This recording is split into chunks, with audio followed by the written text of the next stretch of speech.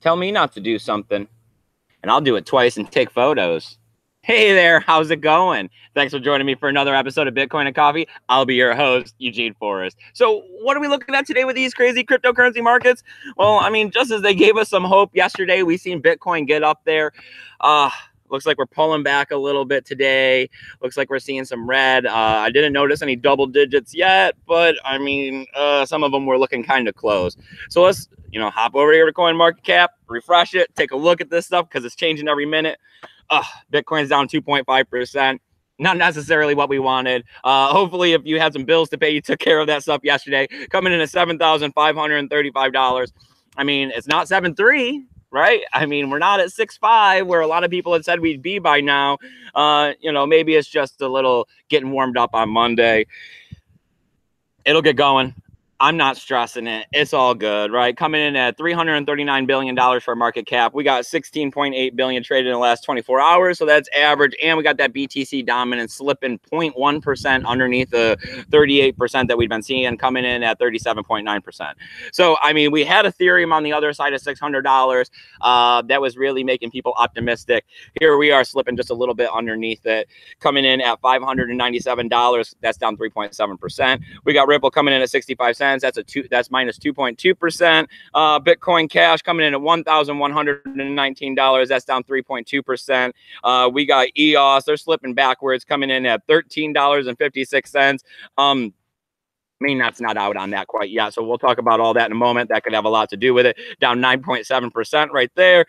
We got Litecoin coming in at $120. That's down 5%. Ouch. That's getting there at a little more than day trading. That hurts. 21 cents for Cardano, and that would be down 7.8%. See, like I said, some of them might be getting into those double digits today. Not necessarily what we want to see, but, we'll take our hits when we got to take them, right? All right, let me see. Let's get down here to Steam and see what we're looking at.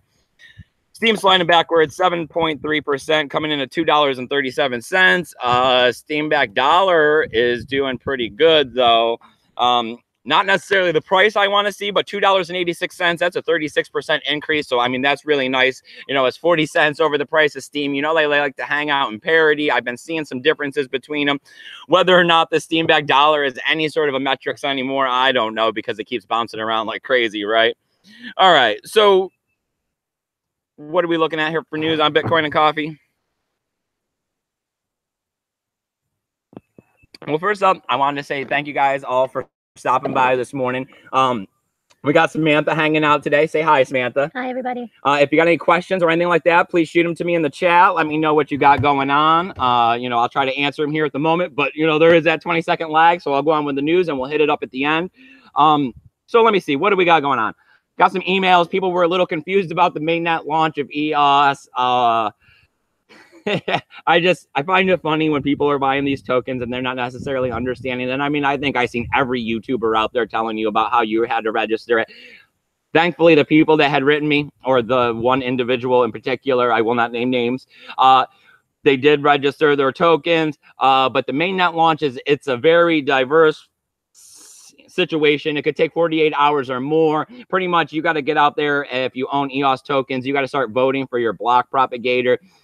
Several people are launching the mainnet. I mean, the snapshots and all of that stuff are the airdrop tokens. So it's about stabilization. It's about waiting a moment for the network to actually figure out where the seed is going to be coming from to get its own blockchain going. It's okay. It's fine. If the price is down a little bit today, it could have a lot to do with that because there is no actual mainnet up and running at this exact moment.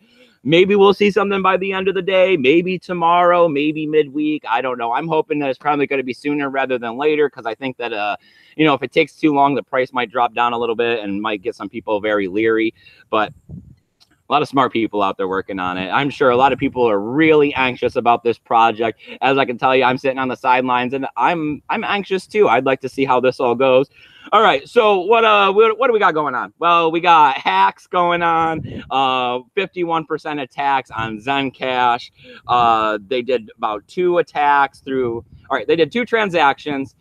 With the 51% attack, totaling $550,000. They went ahead and increased the difficulty of the mining to try to help prevent this. It looks like somebody has their own mining farm pool and kind of went after them. I mean, we've been seeing this. This is what's going to be happening. This is why these low-level proof-of-work coins are not really as secure. That's why I say that the cryptocurrency market's a little overbloated. I mean, if you can have a 51% attack on your coin, then your network isn't secure. Increasing the mining difficulty, I don't know if that's necessarily a long-term fix, because all they got to do is get more computing power, and they're able to do it again. I mean, this is the fourth or fifth coin we've seen this happen to. All right, so we're also looking at Ticketfly out there. They got hijacked. Somebody found a vulnerability and tried to give them the opportunity to go ahead and, send them 1 Bitcoin, and he would explain it to them, and then they wouldn't be kind of going through what they're going through. They didn't want to go ahead and, cough up the 1 Bitcoin. I mean, what are we looking at? 7,500? I mean, it was under 8,000 when this was happening. So that's really not a lot of money, considering that now they're looking at a situation of, they got about, what is this, 26 million accounts, are locked up at the moment. When he didn't get his bounty, he kind of went and posted it on the internet. So they're not sure if it's him or some other people doing it, but they're investigating it. They're trying to see what's going on. They still haven't figured it all out. So the website's down for a moment. It's not a website I've used much, so I really don't know all that much about it. I know it has to do with traveling and, purchasing tickets and all of that. This is something we're going to be seeing, as cryptocurrency becomes more worldly adopted and all of that. I mean, we're seeing that people are going to go out there and they're going to do everything they can do to get their hands on this cryptocurrency. And sometimes it's a little easier to steal it, than it is to go out there and actually work for it or mine it. It's the downside of society that people will go out and do this kind of things. That's why I'm always saying you got to keep your cryptocurrency safe. There are good practices out there that you can do to definitely prevent this stuff. I mean, if you're investing, know for sure what you're investing in and why you're investing in it, and that it has long-term viability. Jumping in on something just to get rich quick, or pyramid schemes because you think you're going to be one of the first ones in and first ones out, that is not good money management. Going out there and keeping your cryptocurrency at an exchange, that's just going to turn around and bite you too. You got to get a hardware wallet. I always recommend, if you got more than $500 in cryptocurrency, to get yourself a hardware wallet, because it's not the money now, it's what the money is going to be in the future that you're protecting, right? I mean, watch out for phishing scams. I mean, make sure that you got that little lock symbol up in the top. Double check your addresses as you're sending cryptocurrency. I don't know. Maybe I should actually write some of this down and publish a little something for you guys. Tips and tricks not to get screwed over in the crypto market, right? All right. So the last little bit I got here was no big deal. It's kind of a bummer piece. So Estonia, they were looking at having some state-backed cryptocurrency. I mean, lots of mixed feelings on where that goes, but they're seeing some pushback from the European Central Bank. So that's going to be a no-go situation with them. I mean, it's kind of something you would expect. Big central banks don't want cryptocurrency because it's going to be their downfall. State cryptocurrencies, I mean, they're going to happen sooner or later. I've heard a lot of people talk about how the stable coins are going to end up eventually becoming country coins. I can see that potentially happening too. We'll have a USDT type coin and a Euro coin or something like that.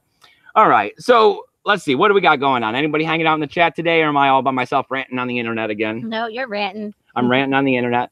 Well, as always, you guys, I appreciate you guys coming by and checking out my video. As always, the best service I have to provide for you guys is my free help desk service. It's at eugeneforrest@20@gmail.com. Ask me those questions. Let me know what you got going on. Either I'll get you an answer, I'll find somebody who can get you an answer. I got to give a shout out to Karen. She gave me a donation yesterday. Thank you very much. I love it when you guys do stuff to support this channel and show appreciation. I'm always trying to appreciate you guys and everything you're doing. That's why I love you guys. I love getting out here. I love hanging out with you in the morning, having a cup of coffee. I love talking crypto with you guys, and you guys keep me relevant just as I keep you guys relevant. So also just shoot me those news. I love to chit chat. I love to talk to people in the cryptocurrency space. If we work together, we'll make a lot out of this stuff. All right, I got tools, links, affiliation codes, all kinds of stuff listed down there below. You got to check it out. Those are my own personal tools too. They'll help you understand what's happening out here in the cryptocurrency market. Hey, if you got some good tools, shoot those to me in the email. I might add those down below. I'm always trying to update and change that list. Come on over to Steam and upvote my post. Comment down below on Steam. I'll be giving you a full upvote. Hey, if you got something negative to say, shoot that. Let me know too. Maybe I can make it better. I'm always trying to improve the show. But most off, you guys, remember to keep your Bitcoin safe.